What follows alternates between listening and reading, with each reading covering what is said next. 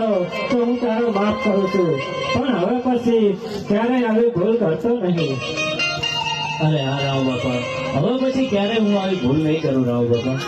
અરે વાણિયા, તને જ્યારે પણ સંકટ પડે ને ત્યારે મને યાદ કરજે. હું પળવારમાં હાજર થઈ જઈશ. જેવી આપની આજ્ઞા રાવ બાપા.